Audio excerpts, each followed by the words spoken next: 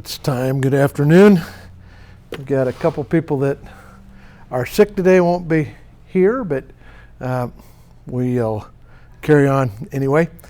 I am going to try not to trip myself up in a mousetrap here tonight. I'm trying to upgrade the audio, and the tech guys said they had a wireless lavalier mic that I could use, and it turned out they don't. So I've got one that's not wireless. It's plugged in. It's got a very short rope on it, which means I'm pretty sure I'll pull the computer off the table sometime before the night's over. I'll try not to, and I'll try to stick to this general locality more than usual instead of wandering all over there and everything, and that probably drives some of you nuts when I do that anyway. So maybe staying in one place will be a little bit better for everybody, and hopefully it will upgrade the sound quality on the videos. I don't know how some of you watched all those videos. There's been good participation on the videos, but the sound is what I would call dismal. This is 2023. We ought to be able to figure out how to get a better soundtrack on that than we have. 40 or 50 years ago, we did a better job than some of the videos I've posted up. So hopefully we'll see if this little experiment works, and I'll try to get one without a rope on it. So if it does work, we're have in a positive direction for those of you who are keeping up long distance on the class. Elizabeth specifically, you haven't seen her in a while, but she's watching and talking regularly with assignments. We did have an assignment, and that was to put on our consultant's hat with Vegas Supply, and I wanted you to write up some recommendations and turn those in. I wanted to talk about it in class though, and we'll get to that in a minute. We have another assignment that will be assigned today. Class, I think, will be a little bit shorter. I want to allow you some time to do something that's called a DuPont analysis, and that's building on what we've just learned and what we've done with the financial statement, and this was a DuPont analysis was, I suppose, invented is the right word. It was something that DuPont required, and then it internally, and then it became kind of known. I think Wharton is maybe the university that picked it up first and started teaching it and talking about it in the financial circles. Not positive about that. I learned it at DuPont, and it was something that was a requirement that we had anytime we added a customer. DuPont didn't want customers that weren't viable, and they'd rather just say no, which drove salespeople crazy. You've got somebody who wants to buy your product, and DuPont wants to know, well, is this good business for us? Let's do an analysis. Let's look at the company's ability to pay their bills. Let's look at their track record. Look at what the performance has been. Let's us decide that we want to pick the customer instead of the customer deciding they want to do business with us. Now that's a rather high and mighty approach. We forget sometimes that our customers really are who controls us in terms of actually they drive our business. Everything that we make profit-wise, we make because we have customers that are willing to do business with us. And sometimes I'm pretty sure with the companies we do business with in town, some of them act like they don't want our business, but not for strategic reasons, just because they've hired the wrong people and they haven't taught them good customer service or good account management or client management. And so we see a little bit of both sides of that. Nonetheless, the DuPont analysis methodology has become a standard as one of the tools that we can use to evaluate financial solvency or stability of a company. And it's something, the same tool can be used to evaluate our own stability, our own company's ability to go the next mile. And if we know how the formulas work, then we're better able to say, this is what I want in terms of assets and in inventory, and in terms of what I want to do with my receivables and those kinds of things.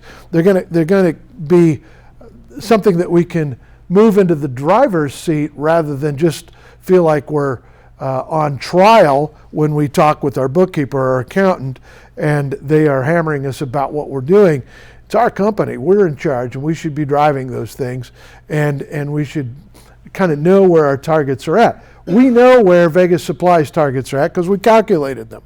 And we calculated them against 256 other companies the same size as they are, selling the same stuff they're selling. So if we were going to do one, in that similar industry, we wouldn't want to compare Vegas Supply with Home Depot or Lowe's, because that's not quite a level playing field. But if I was working at Lowe's, I would want to compare ourselves to Home Depot, right? Because they're similar enough. Now, there's an interesting characteristic that's just kind of one of those rules of thumb from a marketing point of view. It's certainly not a hard and fast rule. It's a generality. In general, the number one player in a market sector, and to get specific in the sector in all probability, the number one player is usually twice as big as the number two player. And the number two player is generally twice as big as the number three player. And that's not a rule across the board. It's in general. As the markets mature, then that rule gets toppled a little bit. For example, Coca-Cola for many years was twice as big as anybody that was giving them a run. And 100 years ago, that was RC Cola. Pepsi wasn't even around yet. And Coke was more than twice as big as their next runner. And Pepsi at some point established themselves, gave them a run for their money, and grew in that number two position. And they did all kinds of marketing things to move out of the number two position. And eventually, as the market matured, which means that both Coke and Pepsi went on buying sprees, buying market share from little companies that had soda pop, Fanta and Mountain Dew. You could name 7-Up. You can name all these little companies, except they weren't little always, but they were bought by Coke or Pepsi. And at some point in time, they both started buying water, right? Dasani, and we've got all kinds of brands. They're not just settled with selling soda pop. They sell whatever we want to buy. And so now Pepsi and Coke are fairly close because that's a mature marketplace. There really isn't a number three player. What happened to RC Cola? RC at one time really was a viable third party. They were in second place at one point, and they lost that and they became a third place player. And now they're just scratching, clawing. I would dare say they barely have market share, right? And we could think about cell phones went the same way. We look at a market, the giant player had twice the Motorola had twice the market of Nokia, and then Nokia came. We in this class talked about what happened to Nokia. We watched that a little bit, and we saw how the wheels came off of Nokia. They had it, but they yielded it through management practices, and we studied that a little bit.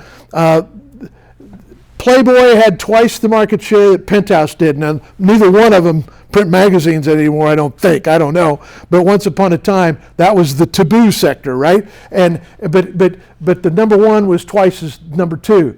The biggest car rental company is? They advertise to make you think so. It's Hertz. Hertz is actually by far the number one. And Hertz allied themselves with Ford. And so we had a large car manufacturer helping make Hertz successful.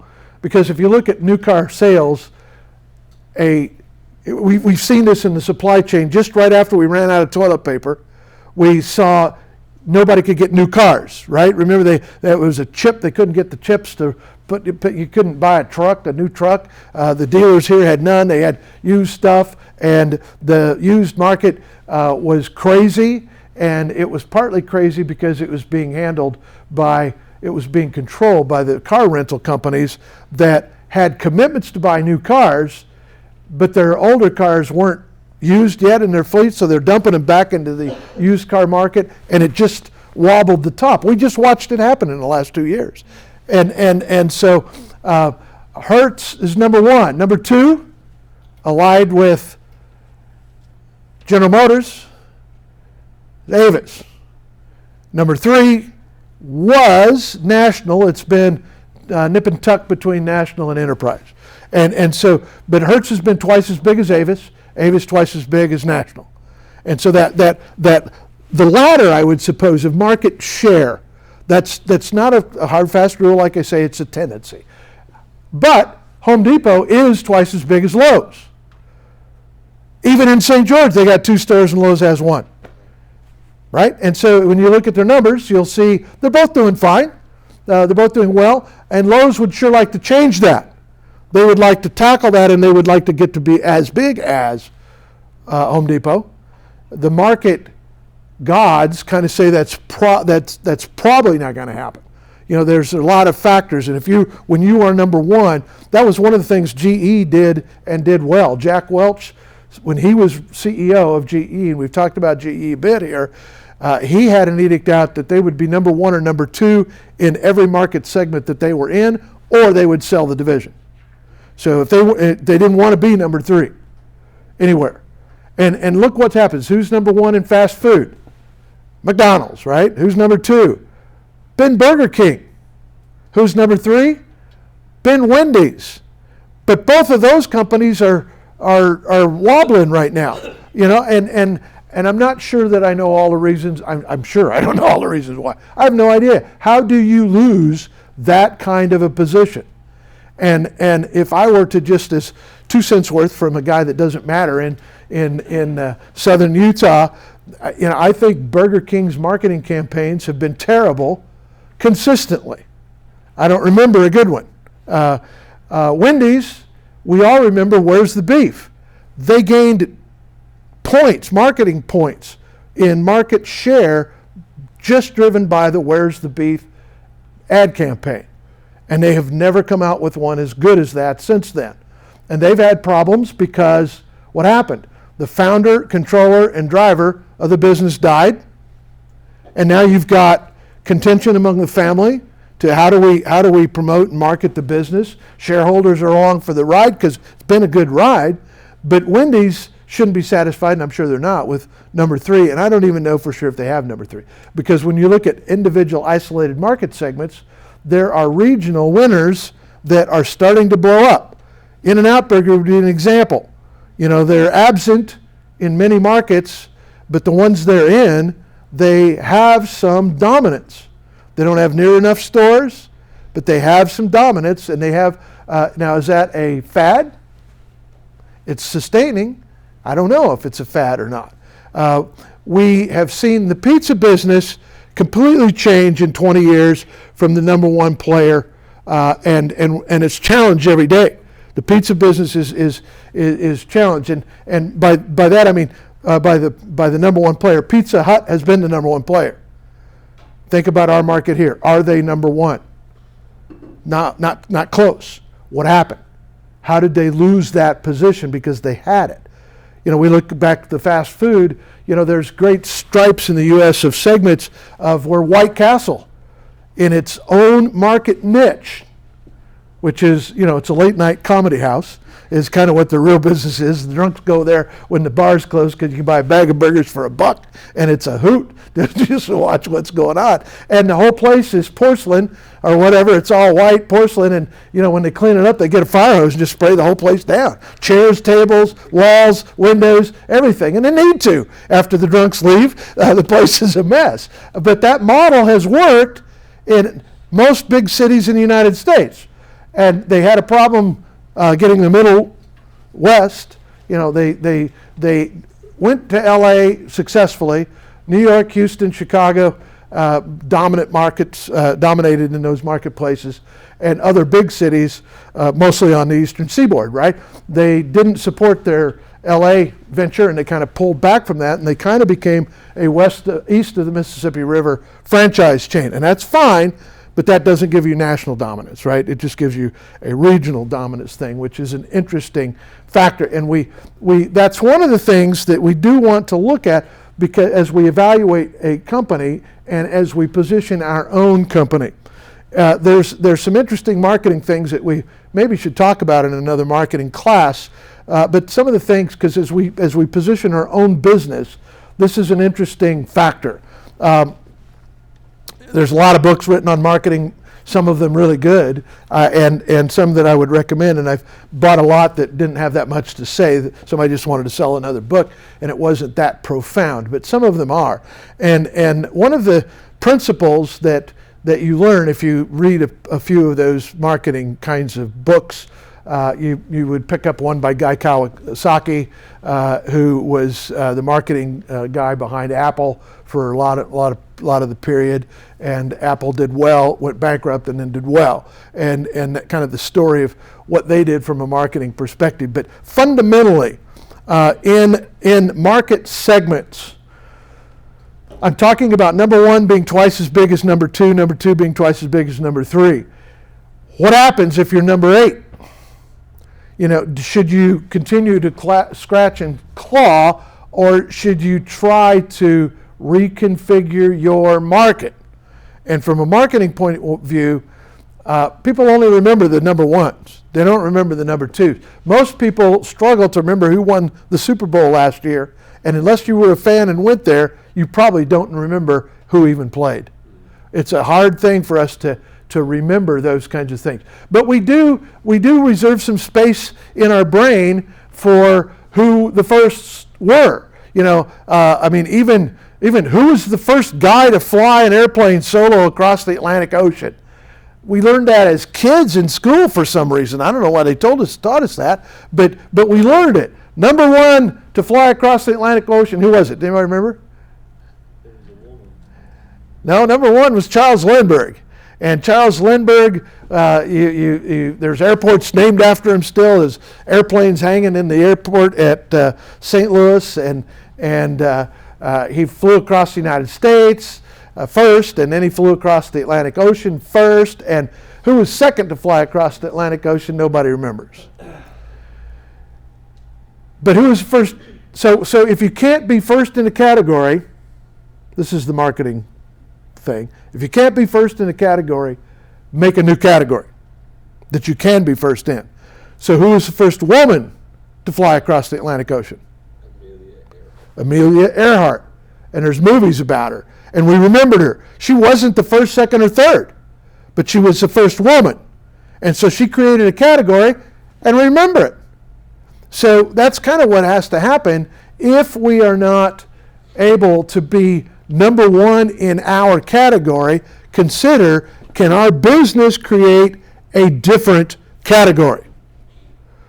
I was at Lighthouse Foods this morning, and y'all know the company, and they are super big in, super successful in salad dressing, right? But they're not the number one player in salad dressing. Who is? Hidden Valley? No, but close. Kraft is 1. Hidden Valley is 2.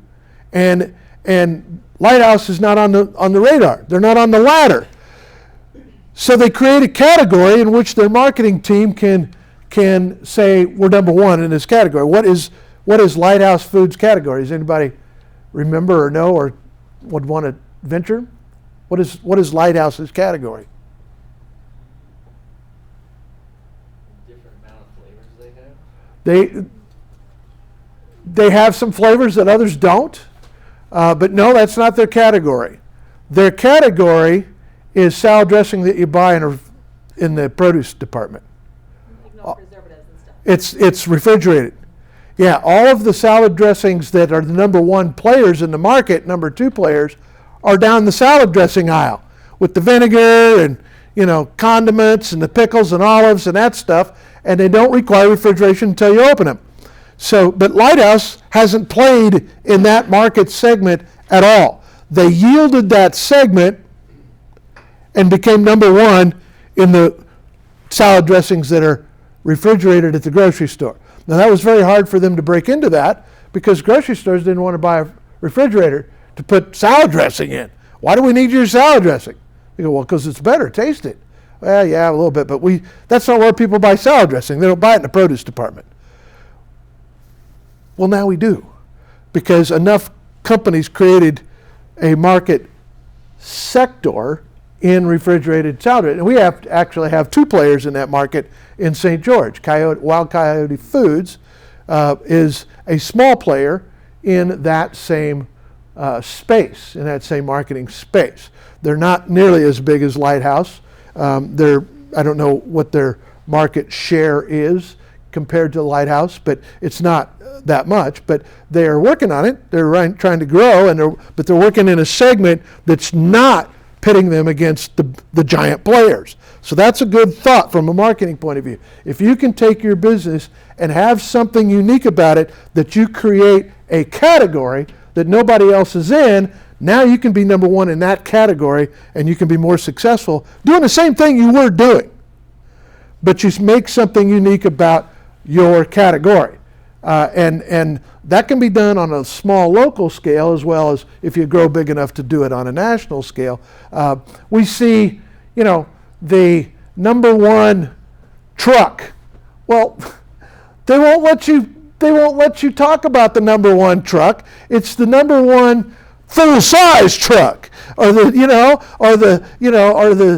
subcompact, we went with vehicles about number one in its class. Number one selling car in our recent history would have been the Ford Taurus. Worldwide sold tons and tons and tons and tons and tons of them, and others couldn't compete against them, so they created. Now, Taurus was not a full-size car. It was, I don't remember what they called it even.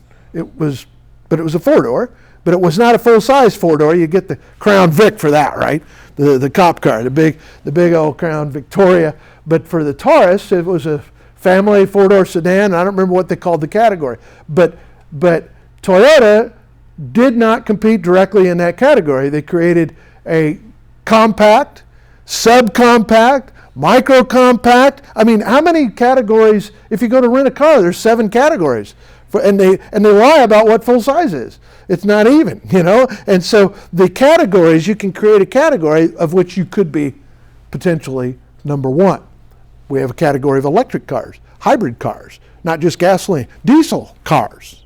We have categories that have been created by the marketing teams so they can kind of fool us. And one of the reasons they do that is that when the market's mind is made up, and this is true of every industry, and your industry this is true of, when the market's mind is made up, you will not be able to change the market's mind. You can throw marketing dollars at it, but it's very rare that you can change the mind of a market. An example of an attempt. Xerox. What market segment does Xerox own? I don't have Xerox printer at my house.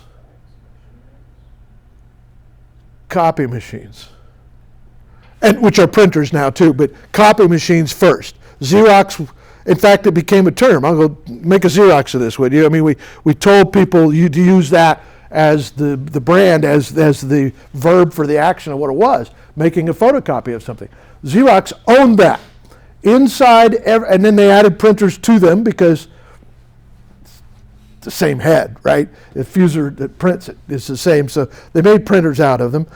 Inside every one of those, is there a computer?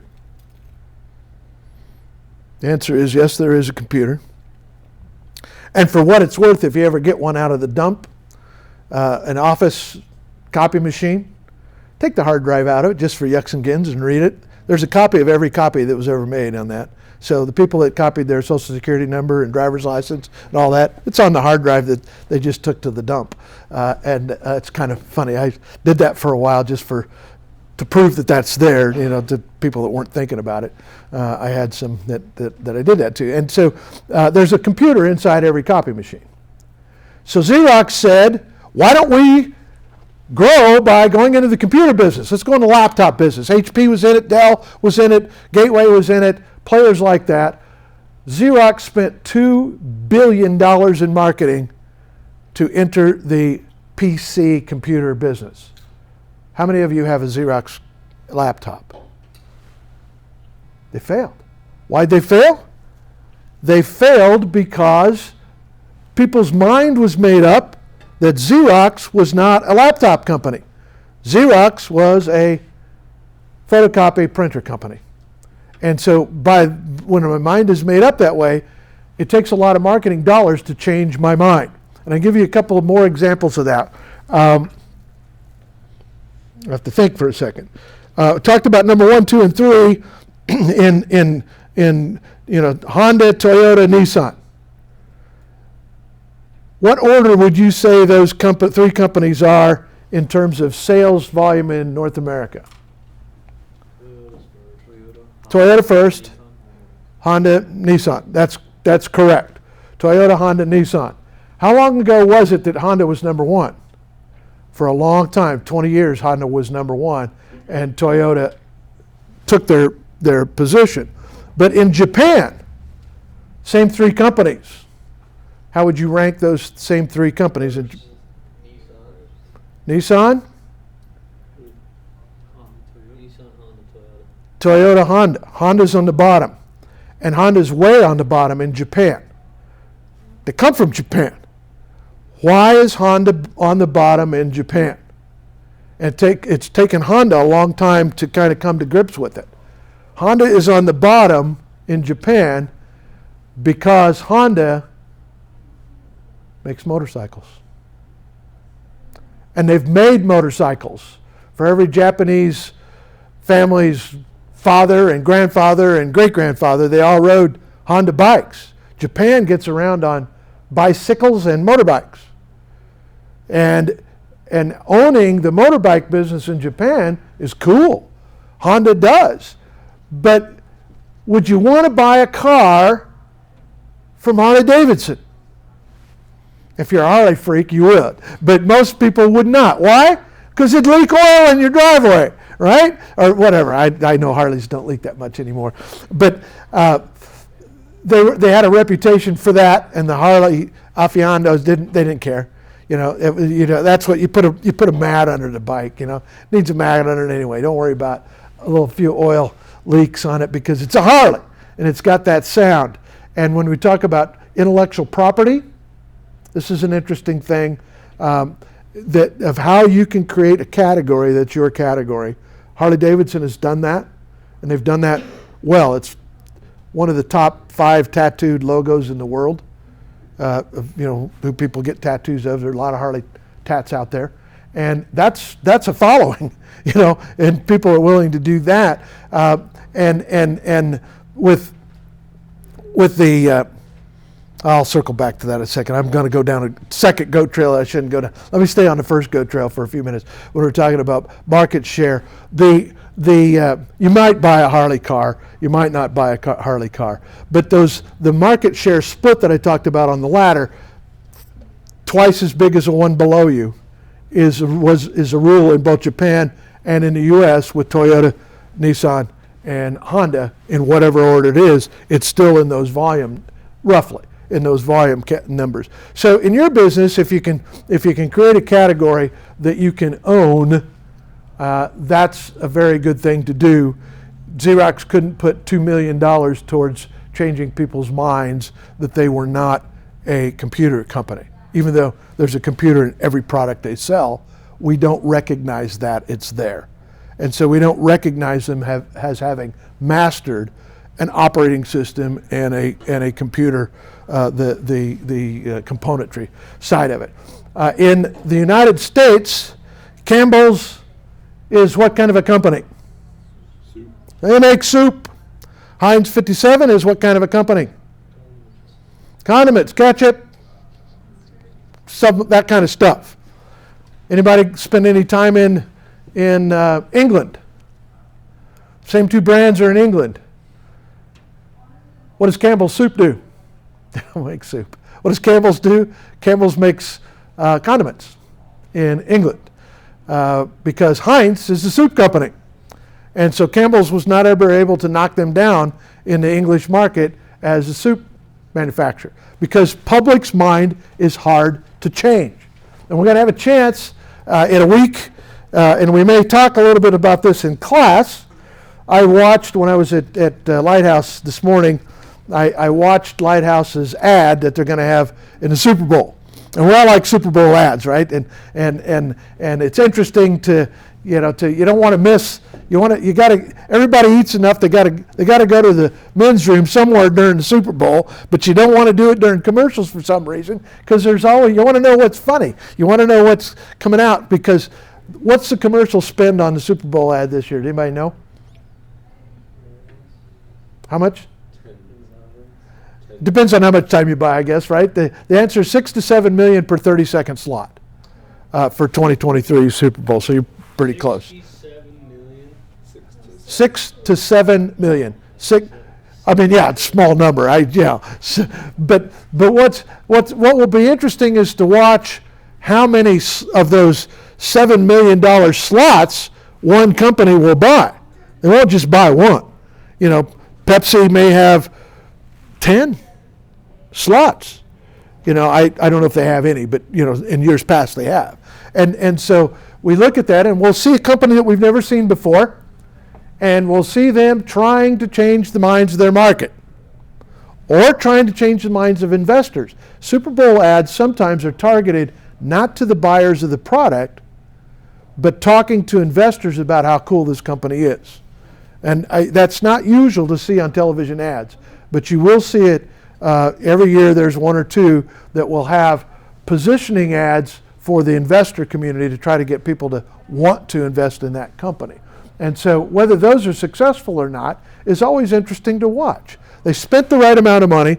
They spent a huge amount of money, and they bought an ad agency behind them to help guide them to make a great decision.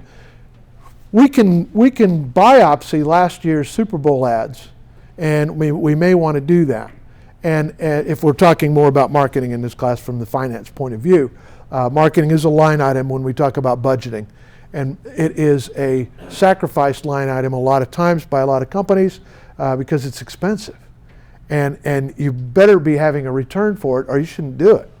And so we want to go into advertising and marketing a guerrilla way in a small company so that we don't bet the farm financially to try to grow the business through something that doesn't work.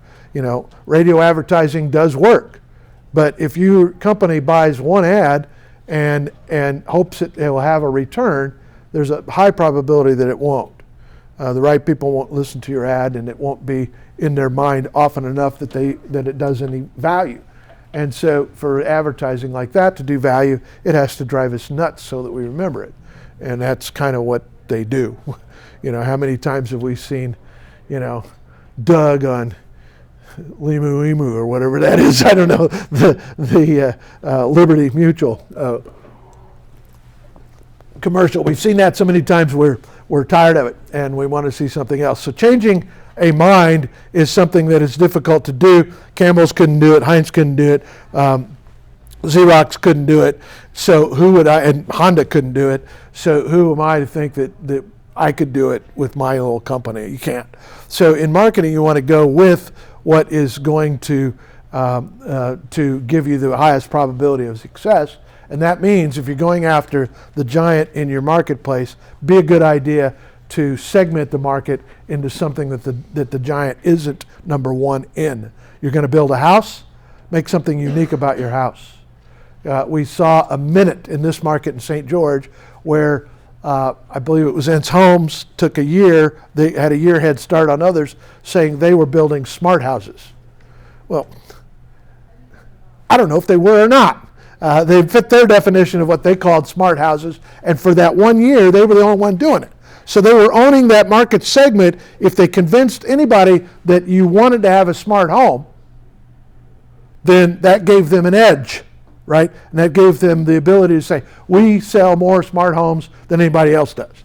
And they were up against S&S and Salisbury and other names that you know in this market, Ivory, and now we've got new players in the market. D.R. Horton is big on the national market. They're building a lot on. They're building, not a lot. They're building a lot of houses in a new development on the the beltway from the new airport, and I think that's slated for 3,000 houses or 3,500, something like that. And so you've got a lot of noise in the building marketplace. If you want to establish yourself as a builder, be a good idea to figure out a niche that you can be the best at.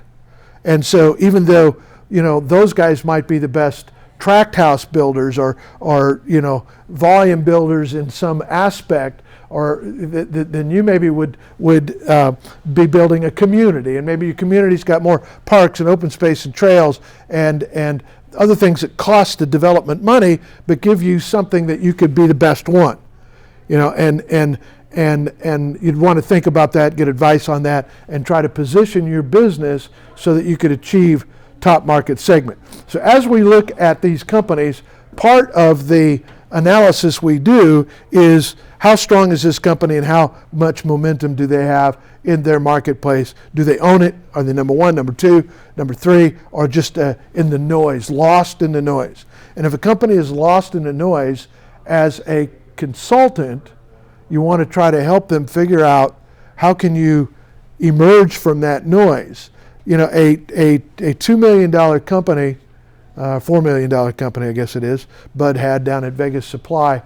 How much noise is there in the wood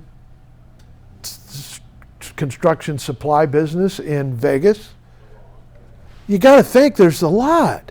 Big companies that are in the market, companies that are too big to be in our market, right? That are there, and so Bud's got this little store. One of the things we might want to tell him as we give him the advice that we talked about from our analysis, one of the things we might want to tell him is how can we help you get a unique angle on what you're doing? We've got companies right now that are saying, let me think about a company that just told me this. I'll have to get back to you on this one. Sorry about that. We've got a company in town that's trying to eliminate China as a supplier. They're trying to have nothing, and it's a company, it's a store we do business with here, a big, good-sized store, and I want to say it was TJ Maxx, but that's not true. They're not doing it. It was somebody like that, though, that was saying almost everything we've got now, we're de-emphasizing China as a source, and we are trying to buy more from other places. And that kind of story could be from a TJ Maxx, right? And if that's number one, it's a more reliable supply chain. Politically, we've got people that don't like us buying from China. And so a business could make a decision and say, we want to position ourselves that way. We want to position ourselves, Chipotle wants you to think that they've got all natural ingredients, that don't have a microwave in the place or a can opener. Don't know if they do or don't, but they want to position towards the people to whom that matters. I personally don't care as much as some do. And so I don't mind frozen corn. I like it. So it may not be that fresh is the and I may not be their target market, but if they'd weigh me, they would think maybe I ought to be their target market. So as you think through who your target markets is, look at a position that you might be able to win. And if you're a restaurant, there's a lot of tenements that you could take that would make you unique versus other restaurants that might give you a chance to be number one in that category. And so part of the evaluation that we would want to do with Bud at Vegas Supply is look at his business with the eye of going forward. Is there something that's unique about what you're doing here and what your customer base looks like that we could start making you a go-to choice?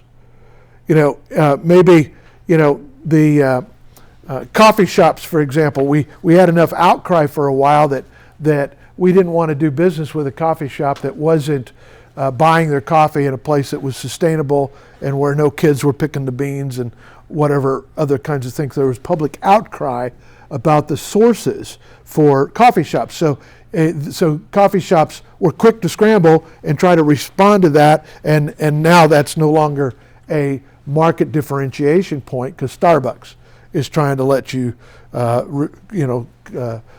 see how they're sourcing their coffee beans, and so I couldn't make that a a differentiator. And if I'm up against Starbucks, that's a formidable competitor, right? I'd have to have some other. If I owned Perks Coffee in this market, what is it that I could do to position Perks differently from Starbucks? It's also in this market. Do I just compete as a just a part of the noise of the coffee shop business, or do I try to come up with a uniqueness that I can be the best at, and that will reflect in our financials? So that's a question we'd have for Bud Ryan. Let's go back to your handout. Page 1. We were looking at all of the financial statements here for a 3-year period. And on the very first page, we read through this on the first day when we started to look at it. And I want to review that a little bit.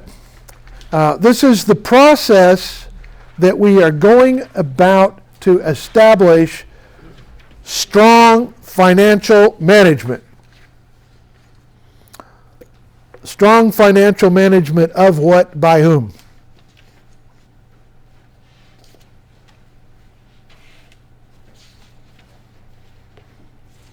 I want to teach business owners strong financial management of their company by them. And so if you've got a company, we want strong financial management for your company by you. And then sure, you outsource and go to advisors. You don't crunch all the numbers yourself, but you're in control of it and you're driving it.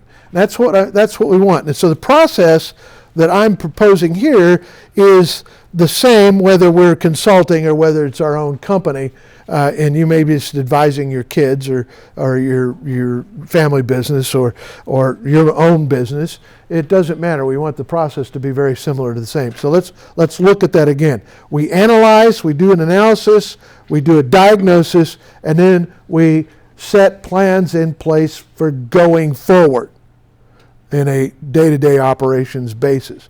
So we start with the analysis. We did that. We spread the financial statements. Remember I said that's what your bank is going to call it, spreading the financial statements. It's kind of like, we spread them out on the kitchen table. We look at the financials. That's kind of what we did because we got every one of them. We wanted to look at a ratio. So we spread out the financials so that we understood what our financials were saying historically, and now we calculate the ratios. We did that for Bud. Then we examined the trends and the comparisons. So we did that. When we're looking at trends, what trends were we looking at? There were 2.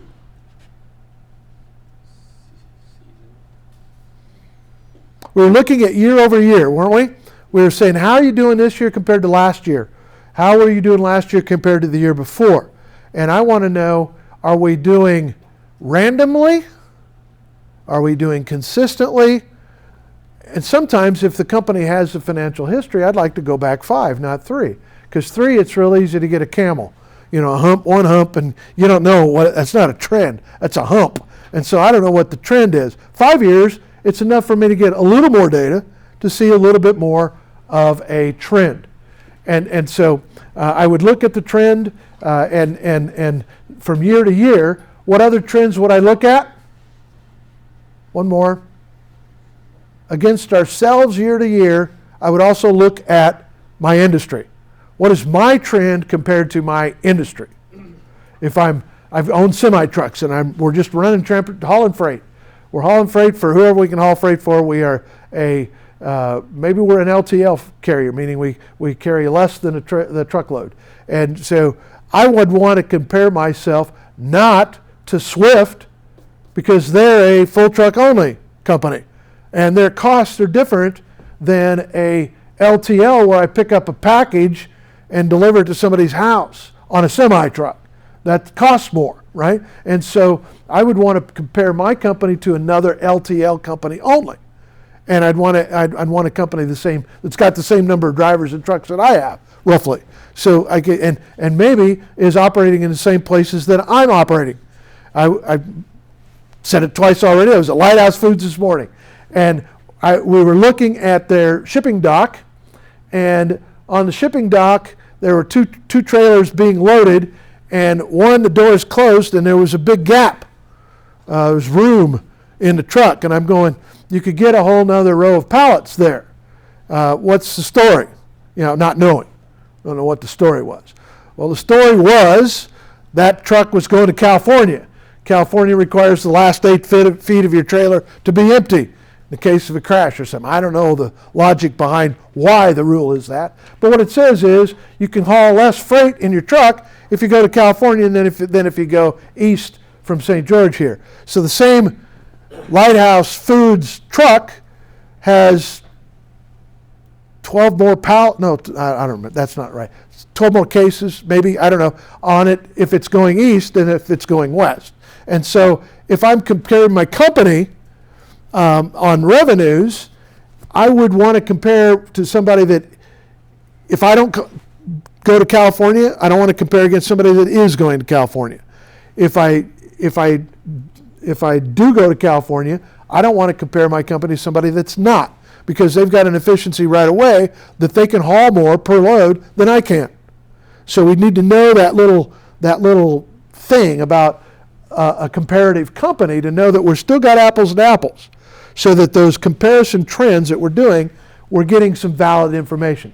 So 2 trends: our own past performance, our own past history over multiple periods. You pick the number, and if you don't have to do annually, you can do quarterly, and then within the industry. So comparing against the other companies that we've got. If you're a car dealer, car lot, compare against other car lots the size of yours, and look at your numbers comparatively to that. So that's part of the analysis. Diagnosis: we identify the problems. We did that our first cut through.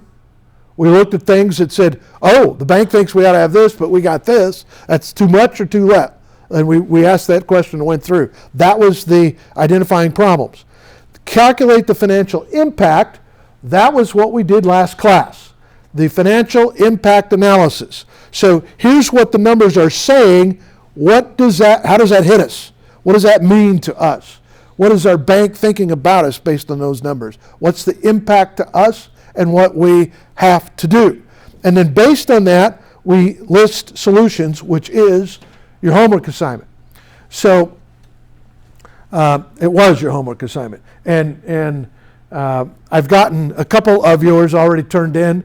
It was asked how to turn that in. You can turn it in any way you please. You can give me a hand-scribbled copy. You can attach it to a text. You can write it as a text. You can attach it to an email. You can post it on Canvas. Carrier pigeon's probably still viable as well. We don't have such a good network of those here. But however you want to get it to me, that's fine. And I want to talk about it for a few minutes before we move on. And then once we have determined what kind of solutions we are hoping for, we now want to sit down with Bud and we want to help craft the income statements and the balance sheets and the ratios and most importantly, his cash flow. And so I've talked about a cash flow projection before in this class. I'll talk about it again briefly and then we'll talk about it one more time before the semester is over in more detail. Cash is king. Cash is everything, and how this impacts our cash is extremely, extremely critical. So planning for cash needs next year is a viable and important thing for us to do so Bud doesn't get a surprise. And when he thinks he's got a good bank balance, but he remembers what his plans are, it might be that he's right where he needs to be. He's not in excess or surplus. The worst thing we want to do is spend discretionary money when we think it's extra and it turns out it really wasn't. That's a problem. That puts your toes up as a company that you file bankruptcy when that happens. All right.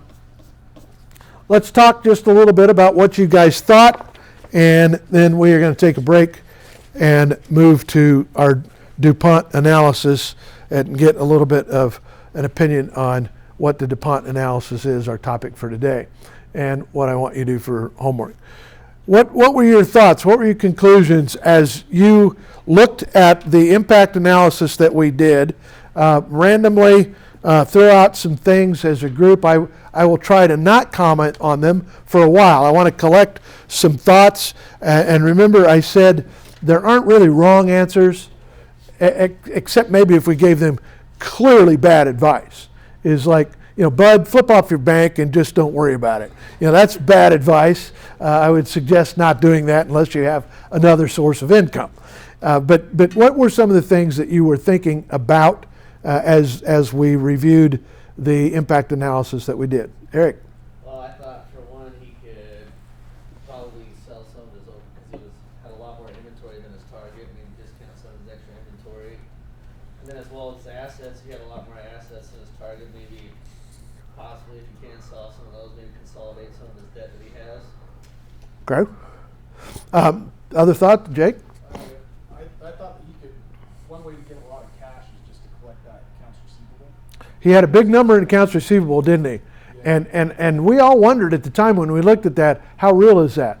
I'd want to go through that with a fine-tooth comb fairly quickly and say how much of that really is collectible. I didn't mean to cut you off, though. Go ahead. And on the other side, I also thought he could pay his accounts payable and get that balance down, and then maybe renegotiate for better pricing or better like delivery statuses and stuff like that, so he can move to a just-in-time inventory after he sold off some of it or returned some of it, also for some of his cash. This is an interesting tactic that you throw out there. We've strung out our vendors. We owe them a bunch of money, and more than the bank thinks we ought to know, because what we're doing is we're borrowing money that we really owed the vendor, and we're using it for our own cash flow, and we're not paying them. So we've done something with that money, and that's not fair to the vendors. It lights them on fire eventually. They don't like doing that. So you wouldn't think you would be in a position to negotiate with the vendor. Unless you're going to burn them down, but you wouldn't think you would be. But you bring up a very interesting point. You can negotiate. At this point in time, if you've strung them out, they might have already been at the point of, am I going to have to write this off? This is a loss. This is bad business for us. And now the company is coming to us and saying, we've had a revival, and we've changed our ways, and or we just became aware that you're not the only vendor we have that is out on the aging report, and we're sorry, but we'd like to fix that. What incentive will you give us to fix that? And that sounds. I remember one lady. The company was way upside down, facing bankruptcy, which is why I was there. And she just made it was funnier than heck. What I thought. I heard her actually say this to a customer. I was in another room. Heard her say this to a bill collector on the phone. Somebody they owed money to. And so this is that payables. That's a big number. And she was in the spot where people were calling her. And if you've been in a company that's got a cash flow problem, many people are in that spot. And usually the owner will avoid those calls and stick the lower paid people with the call. You take the call, you make up something, you talk to them, you tell them. That's bad form, but it's done commonly. She was that person that took the calls. She wasn't the owner of the company by any means. And she said to the guy, she said, listen, you got to understand, I've got a lot of money I owe, and I got your name on a piece of paper that I owe. And I got a cowboy hat in front of me, and I put everybody's thing in the cowboy hat. When I got some money, I pull the name out, and I pay somebody. You keep calling me and talking to me like this, I'm not putting your name in the cowboy hat. Made me laugh. Not a good way to do things, but that is what you told the vendor that was trying to collect their money. We are owed money. It's right to collect. It's right to have somebody that is not thin-skinned doing collections. A lot of the people that we consider jerks are the perfect people to call and collect our money. They're probably not jerks. They've just got something about them that is abrasive in some way or the other. Put them on collecting the bill. They can shine at that job, do very well, and take those that take it more personally off the hook a little bit. But Jake is saying, maybe go to those vendors and not tell them you're not going to put their name in the cowboy hat, but tell them that, hey, I want to get you paid. We owe a lot of money here. Could you do for us if I put you at the top of our list? And you'd be surprised. They may say, yeah, you get current, then we'll set you up on, these terms. And they might improve your terms, give you a better deal based on knowing that you're trying to participate with them differently. Maybe you can negotiate the way you're going to knock that payable down. Take me off of COD. I'll pay. Put me on COD. I'll pay COD, and I'll pay 20% over the COD every time, and so we'll chip away at what I owe you. But you're getting a break on your cash flow because you just got them to agree to become a bank. Because up to this point, they haven't agreed to be a bank. But as soon as they agree to be a bank, and if it's going to take you more than a year to pay them down, I mean, they may not be happy about that, but you're going to do the math. Okay, it's probably going to take me 2 years to get them paid down, and they just agreed to this term. You also shifted a certain amount of debt from short-term to long-term. Now that's in a different ratio, right? We've discussed our ratio. So if you can move some of your liability from current to long-term, that is going to make some of your ratios look better. You're stretching out what you owe over more time. That's why you refinance your house. Get a better rate, but you also start another 30 years, right? You start another clock. And so you stretch out of the time, the period of which you're going to have that money owed. And that's, in some cases, good business. Not all cases. Did you have more that you're thinking? Who else got something that you thought? So I totally agree with them too. That should be the number one and number two things he should work on, trying to flip that inventory as quick as possible. Also, another thing I was thinking is, he's at 4.5. Correct me, I believe it was 4.5 million, and the comparable was 2 to 10 million. And at least for me, that's a big 2 to 10 million. It's a big window to 4.5 million. So they're also being compared to companies that are doing $8, $9, $10 million, where he's doing 4.5. So if I was talking to his bank, or if I were him and I was talking to his bank, I'd say, hey, can we try and find other companies that are more? We can try and find a few other companies that are 4.5 million instead of a big comparison of 2 to 10 million, and see, because obviously whenever we did all of his ratios and stuff like that, he was a lot lower with Target, except for I think the only one he wasn't was profitability. Every other ratio he was just way down, and maybe because he's being compared to 2 to 10 million, where he's just a 4.5 million. So I that's an interesting tact. I've not had that brought up in talking about an analysis like this before, and I'm glad you brought it up. There might be a difference. So what we could do is slip to the next column smaller, run the same impact analysis with those numbers, and see if that put us in a different light to the bank. That's a good suggestion. It may not be that it does, but if it does, now you have some arguable points to make to the bank. And what you're trying to do with the bank is not get hostile with them. What you're trying to do with the bank is to get them to buy time. It's what you're really trying to do is to build their confidence that you are more capable than they thought you were.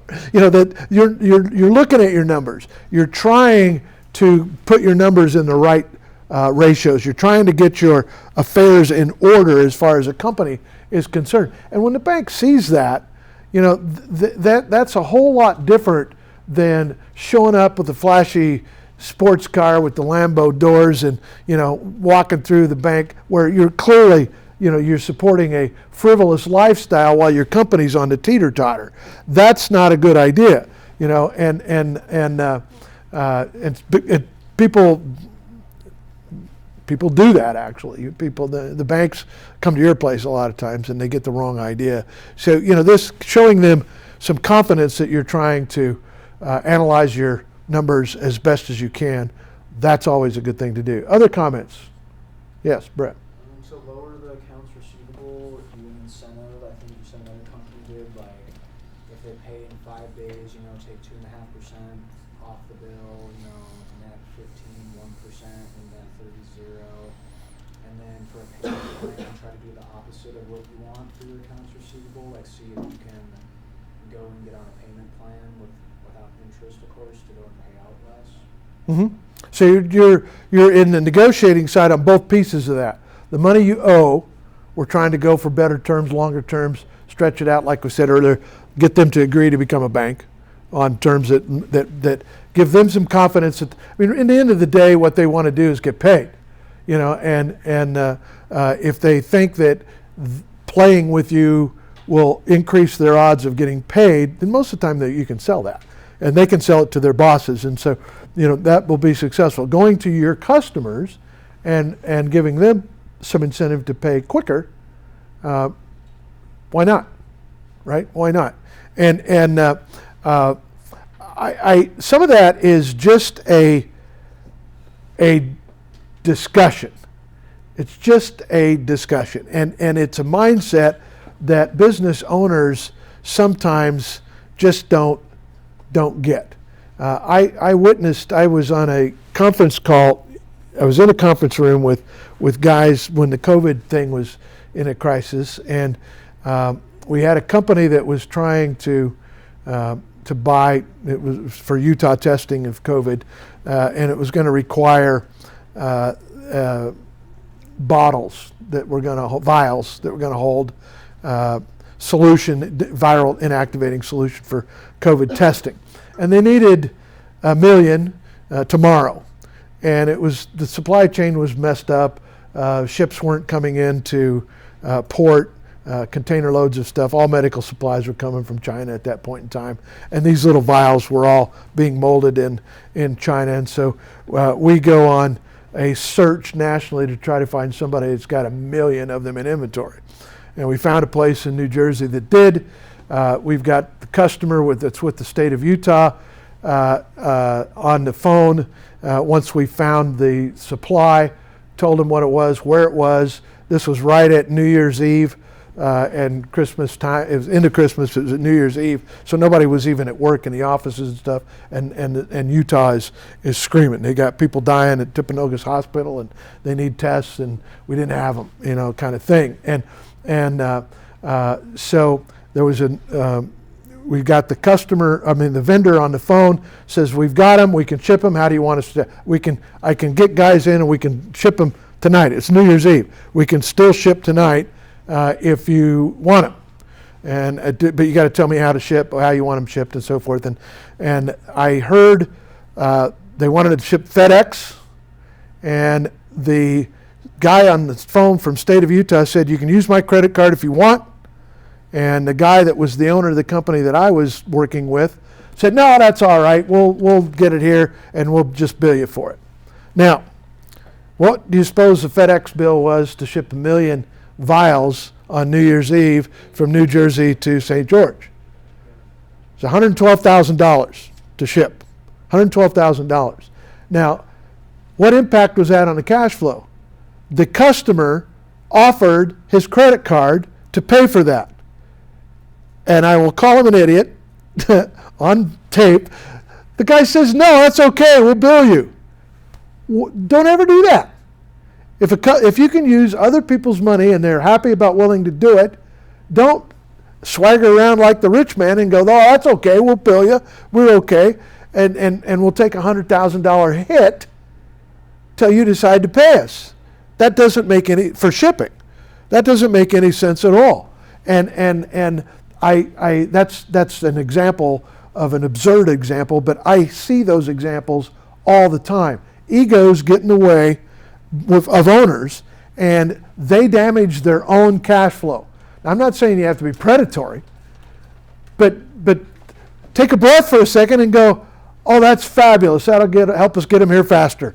Write the credit card number down, and don't ever run that $112,000 FedEx bill through your books. You're not going to make a profit on it.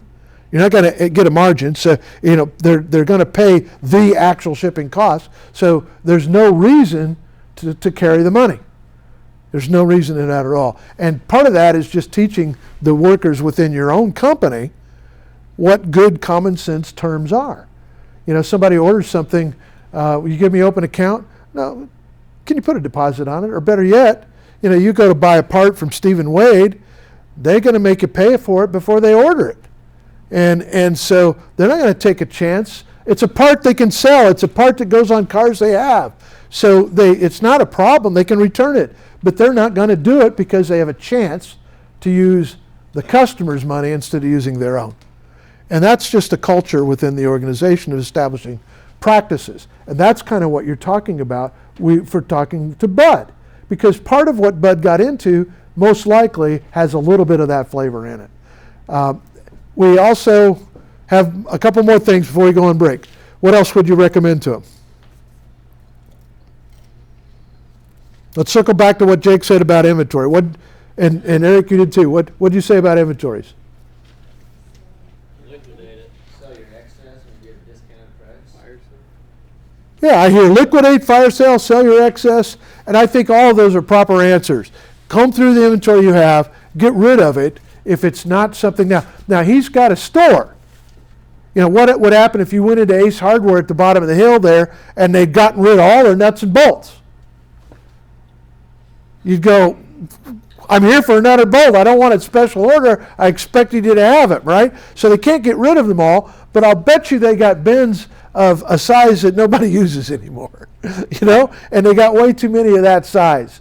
And so that's the thing that you could talk with Bud about on his inventory. Do we have, we would call it right sizing your inventory, getting the right amount of what it is that you do have common quick selling orders for. So rethinking the inventory, recategorizing the inventory, and how do you do that? How would you do that? Hire a sales team and create, sales doesn't really, it does come out of your, hiring a sales team is gonna do two things that he needs to do. He can sell his inventory with a sales team at a higher rate than if he were to fire sell it to somebody else. They're gonna be commission based, so it's not like he's a salary or some sort of thing like that, so he can keep his payroll. The sales team's basically paying for them to increase profit dollars, to increase gross revenue, and to get rid of inventory and maybe some assets with a sales team that can boost all of his numbers up, and he can take some of his cash and pay off some of his liabilities. And once his sales team comes in, then he can.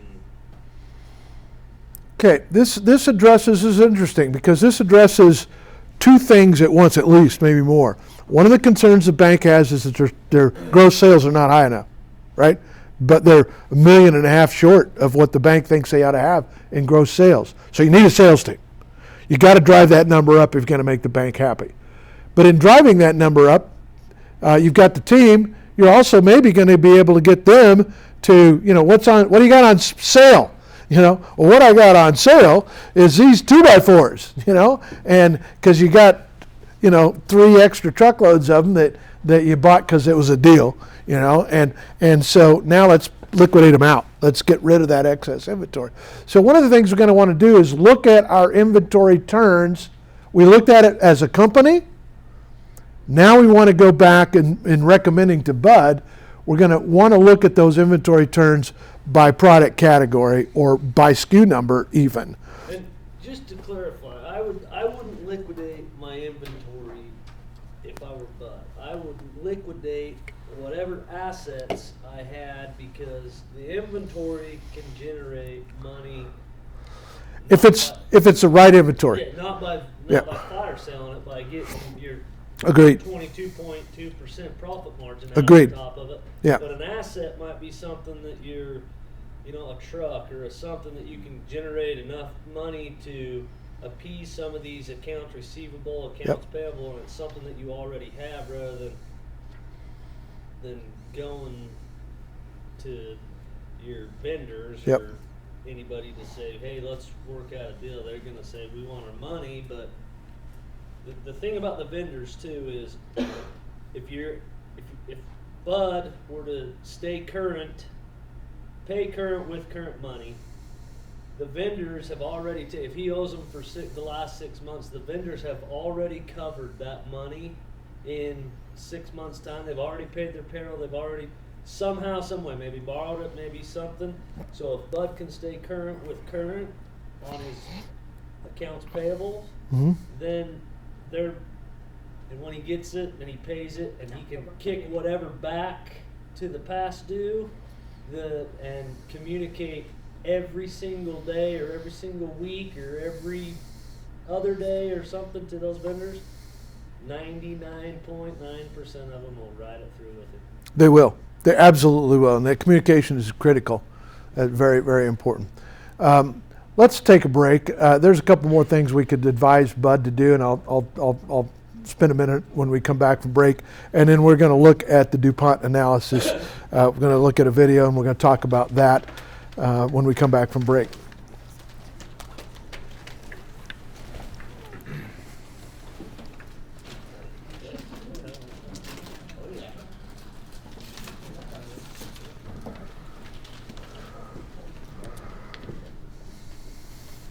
Sure. So I kind of wanted to talk about threw myself in a business deal the other You day did?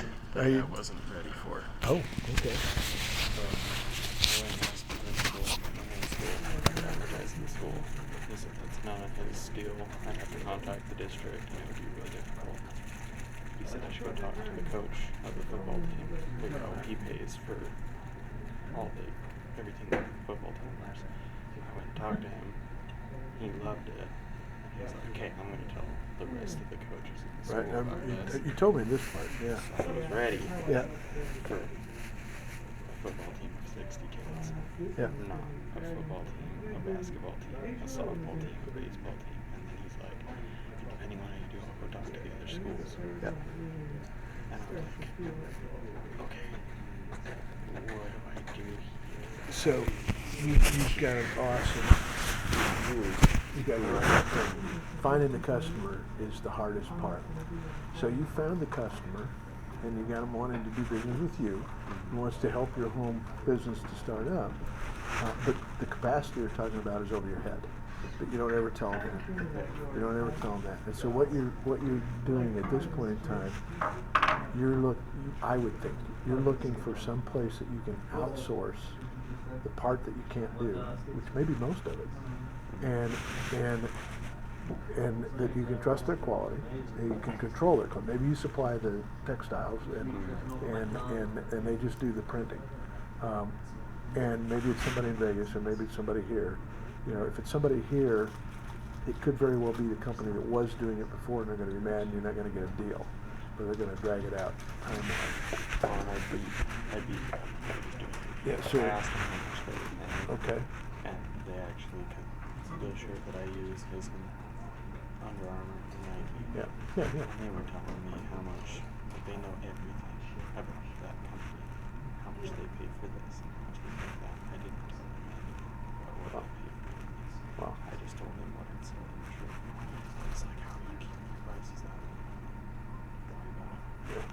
And he's like, it's all this stuff. And I'm like, So do you know who their customer was? I mean, who their supplier was? yeah. Who was it? It's MVP Sports. Yeah, okay. And they were charging $35 to $40 a shirt, whether even wanting to use Under Armour and Nike. I convinced him to start using the shirt that I picked out and told him I'd do $25 a shirt.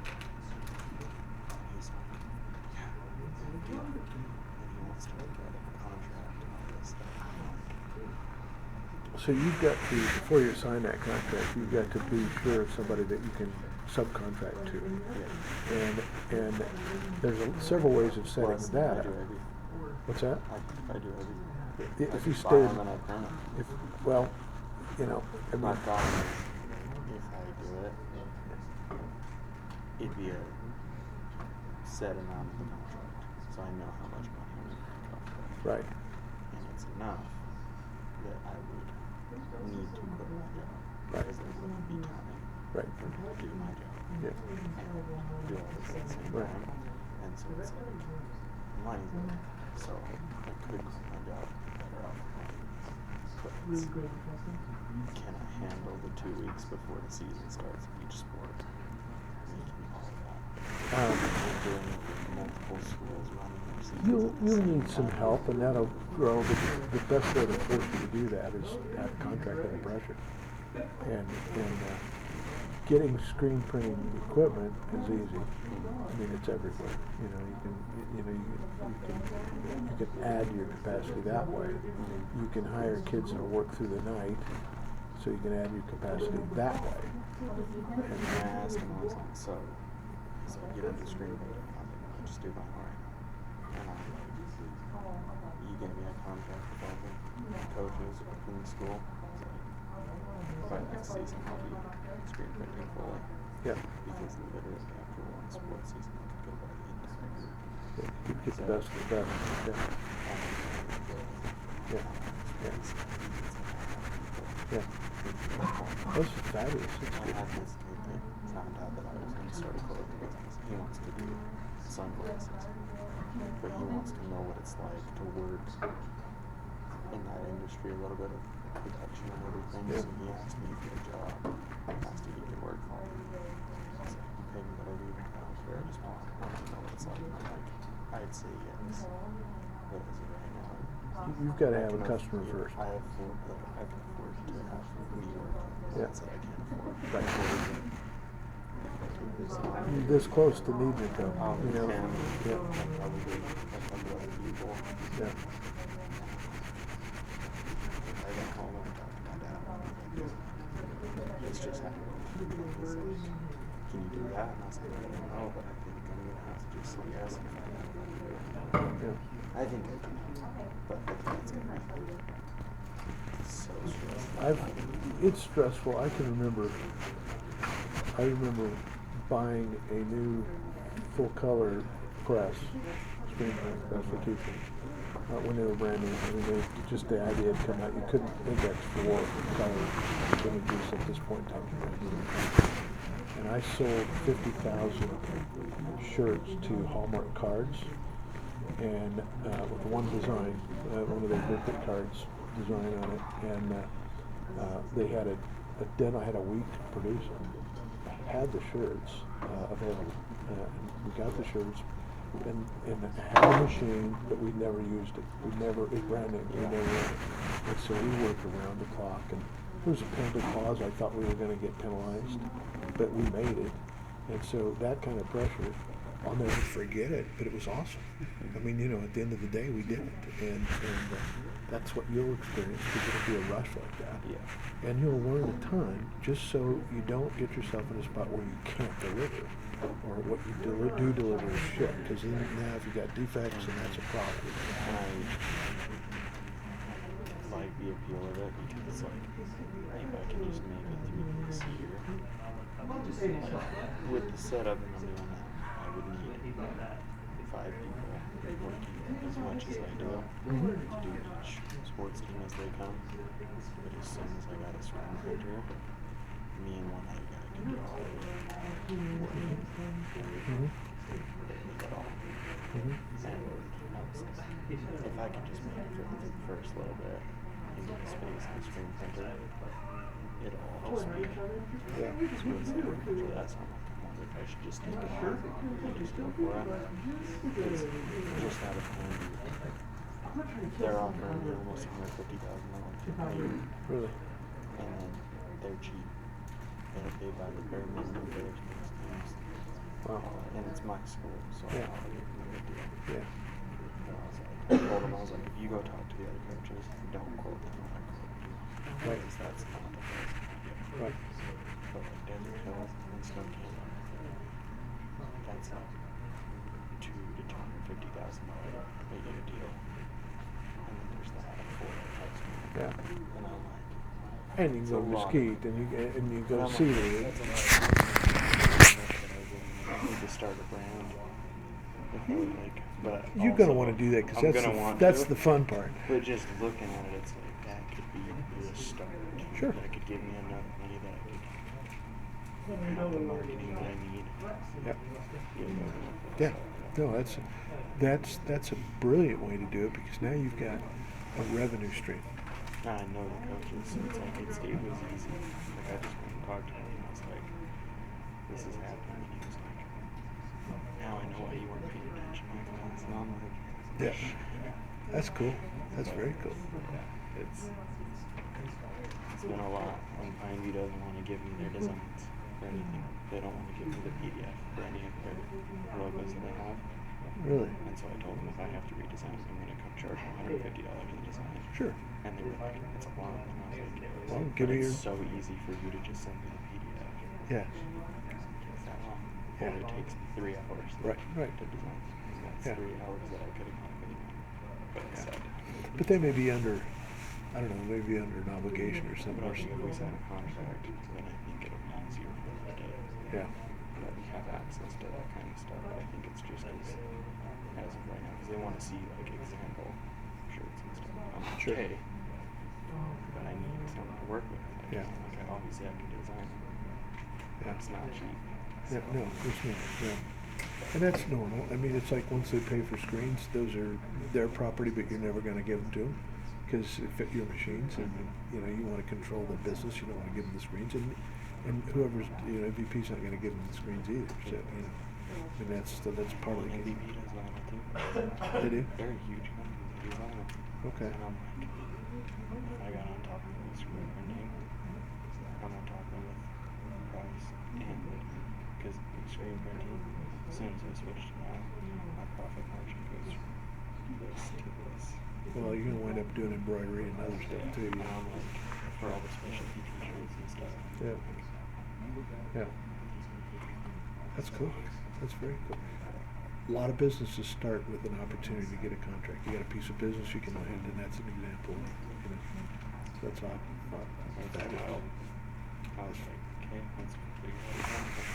Congratulations. Well done.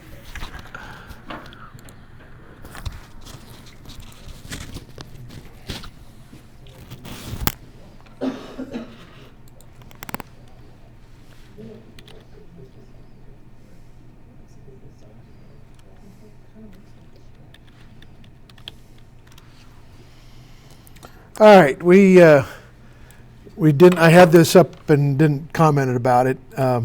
This is our leaderboard for our Investopedia simulator, and our lead changed back to Jake. We had kind of a tough week. It was an interesting week. Market collapsed in one direction and then came back, and it's interesting. One of the stocks, I'm not going to take time in class today, but I'm going to mention it so that I can help remember to circle back to it. One of the stocks that I actually have privately announced last Monday night after the market closed that they were being bought out, and they were being bought out at a price of $12.50 a share. Change of that, it's close to that number, and their stock was trading at $5 or $6, and so all of a sudden on Tuesday the market spiked for their shares because the market's an idiot. They essentially there's not going to be an active market for those shares until that sale gets finalized. And when the sale gets finalized, the company won't be public anymore. They're going to take it private. And so they're just buying all the stock that they can buy at this price. Now, there may be some games that the market will play because the board did not cease trading in that stock. So it's still possible, but why would I offer $14 a share for something that is known there's a buyout on the table for $12.50 a share? Why would I pay more than $12.50 a share unless the company is trying to block the sale? And if the company is trying to block the sale, they'll try to see if investment community will pay over what that price was at. We saw that kind of happening on a major scale when Elon was trying to do his, the TikTok Twitter deal that he was back and forth on. That was going to be at a strike price, and in but it wasn't going to take full ownership. It was just partial ownership, and so the market played around on that probability, and then the way it ended up, we'll look at that as a case history too, because that's fresh, and there's still ripples from that on the overall market. But I just wanted to bring it up because I want to talk more about it because it's an example company of what can happen with a stock. We talked about stock splits, didn't explain them, talked about them, and now I want to talk about this purchase where it's announced to the market before it happens and what happens to the stock as that occurs. But anyway, most everybody ended up, at the end of the day, Thursday, up from where they were. We only have, we still have 3 people that have preserved the initial cash amount, 2 people below it, and a bunch of us hovering just above it. But all in all, the market has turned a little bit. The investment choices that you've been making are potentially getting us out of the woods, and whatever Jake's doing is staying the course, and you're back on top and staying on top. So you are $14,000 ahead of where you were when we started this business a few weeks ago. So not a bad thing if you could increase a $100,000 holding by 14% in less than a month. If you could do that back to back to back, all of a sudden the market would be doing what we want it to do for us, right? It'd be leveraging our money up into a bigger and bigger portfolio. And as a company, that confidence, if that was our company being going up at that rate, that's what we want to see. With Investopedia, there are a lot of tools that are available to teach us and for us to utilize.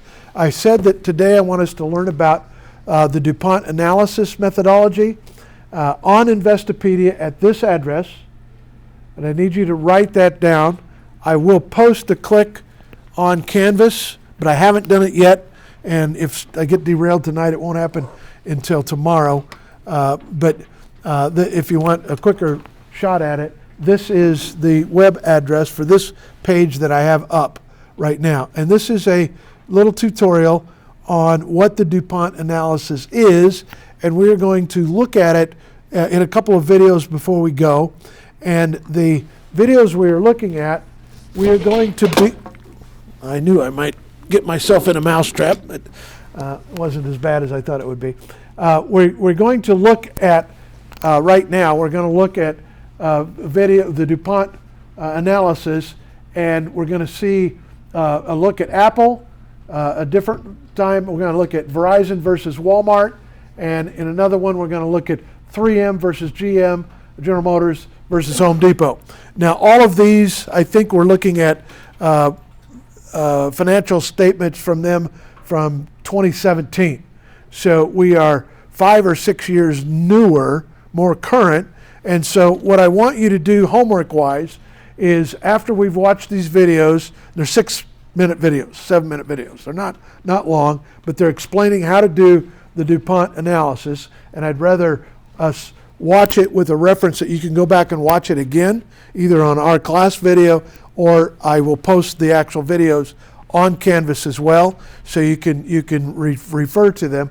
And I want you to use these formulas and update what we saw him do with Apple or Verizon or Walmart or 3M or GM or Home Depot. You don't have to do all 6 of them unless you're really eager to do math and you want to understand the DuPont analysis perfectly. Then I'd say use their current financials and redo what we watched them do in the video as a piece of the DuPont analysis. So the DuPont analysis, as I mentioned at the beginning of class, it was a requirement that we had at DuPont when we were evaluating a contract with a customer. DuPont pretty much did not want one-off business opportunities. They wanted long-term relationships where they could continue business relationship with the company for a period of time, so they required us to do this kind of analysis of the companies that we were partnering with, so that they had some idea that the company had the long-term sustainability. And so it's become since then a tool that Warren Buffett's team uses as they evaluate companies. These numbers are available to us where you don't have to do the math through Yahoo's investment sites, Investopedia's investment sites, other investment sources that you might be looking at for market research data. But I want you to know how to do it, because that applies to your company as well. How do you do it for your company? And we saw how we would do it for Vegas Supply, and there's a couple more things we'll talk about Vegas Supply before we're ultimately done with that exercise. But maybe for right now, so we can watch a couple videos, I want to get to those, and so we can have some understanding it. We're going to look at several, and like I said, these are mostly short. I'm not going to do the ratio analysis videos at this point in time. We're going to start with the DuPont analysis explained, and then we're going to see it done after we've watched a few minutes of video. We're going to see it, the same analysis with the same guy, using Apple as an example for looking at ROE. Then we'll look at ROI, looking at Verizon and Walmart, and we'll look at return on investment capital, ROIC, using 3M and General Motors. So we'll kind of power through these, and then you understand hopefully what the homework assignment is to take that web page that I had up and take the current financial statement from one of those companies. So you have to find that. You have to go find their financials, and you'll state what date those financials are, and then you will do the ROI, ROE, ROA, and the ROIC. So basically the DuPont analysis is just a few calculations, but you're going to understand better after we watch this what they tell us. Analysis is a technique that requires excellent calculation skills. But that's not it. Above all, it asks for interpretation and the ability to bridge the gap between individual indicators. Let's say you see that the net profit margin goes up. How would you decide whether this is so because of a revenue increase or lower expenses? You wouldn't be able to before you decompose a ratio to its ingredients and analyze their performance separately. In this lesson, we will find out how to do that by utilizing a widely used technique called DuPont analysis. The methodology has earned its name from the DuPont Corporation. The company was one of the market leaders in the chemical industry when, in the early 1920s, Donaldson Brown, an expert in the Treasury Department, came up with a revolutionary, powerful tool for financial analysis. Indeed, Brown has left behind a fascinating gift to all the practitioners to come. At present, investors and financial analysts from around the world still use it widely. In its core, this is a fundamental framework for performance assessment, which considers various factors influencing investors' returns.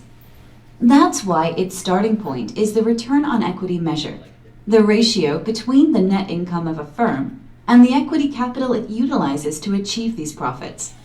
Ready to dive straight in? All right. The traditional approach breaks down the return on equity formula into its constituent parts. Here is how it works. Return on equity equals net income divided by average equity, right? Now, what happens if you multiply both the numerator and denominator by total revenue? Then we have two formulas. One times the other still gives us return on equity. Hold on a minute. Do you recognize what these two ratios stand for? Spot on. Net income over revenue is the net profit margin of a company.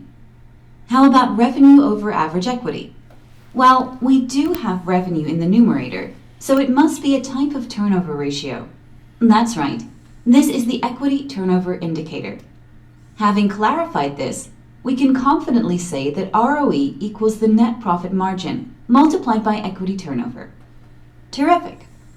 Let us perform the same task once again, but this time you multiply both the numerator and denominator in the equity turnover ratio by average total assets instead. What's the result? Revenue divided by average total assets is the asset turnover ratio, and average assets over average equity is the financial leverage ratio, right? Clever. In short, this is how we get to the traditional three-way DuPont model.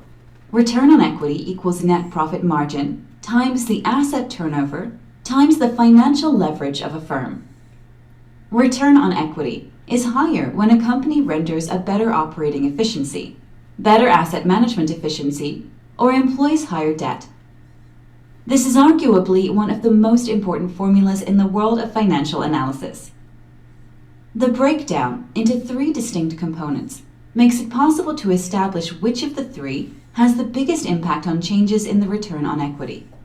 The ultimate goal is to determine what causes the measure to fluctuate so that the management knows which problems to address. If the ROE of a company goes up, this might be a result of increasing net profit margin or improving asset turnover. Alternatively, it might be the case that the firm increases its debt capital, which needs to be tackled with caution. Why? Because higher leverage is always associated with higher risk. Either way, we can't say for a fact without getting down to the basics. Performing in-depth DuPont analysis allows you to tell the reasons for potential changes in returns. So far, so good. We will now move on to another way of calculating return on equity. How exciting! Stemming from the three-way model, DuPont analysis can be further extended by decomposing the net profit margin component. As you know, the net income of a company is calculated after interest and tax expenses. So, if analysts want to see the underlying reasons for a net profit margin change, they should turn to its constituent parts. And so, we go ahead and exclude the interest and tax effects by calculating the operating profit margin, interest burden, and tax burden separately. It's like a timepiece. Even though its components appear to be remarkably complex, every part has its purpose.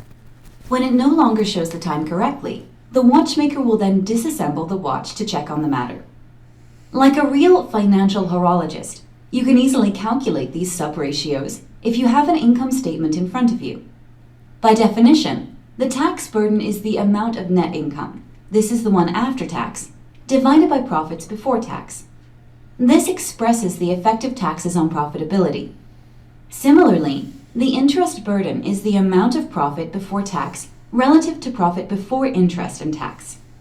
Okay, why do you think companies strive for higher interest and tax burden ratios? We'll explain now. Take the border case when there is no interest and tax expense. On that occasion, the operating profit of a company will be the same as the profit before tax and the net income. Therefore, the interest and tax burden ratios will then be equal to 1. Okay, any increase in the interest or tax expense would cause these ratios to fall below 1. So, in essence, the lower these two ratios, the higher the tax and interest effects. No wonder firms want to keep the interest and tax burden ratios as high as possible. Alright, back to the formula. If you multiply the three indicators, you will still get to the net profit margin. In turn, net profit margin times the asset turnover times financial leverage equals return on equity. Piece of cake, isn't it? Okay, and this is how the five-way DuPont analysis looks like. Make sure you learn the ropes of this equation. Fantastic. From a practical perspective, we may use it as a departure point for a company's strengths and weaknesses outline. Each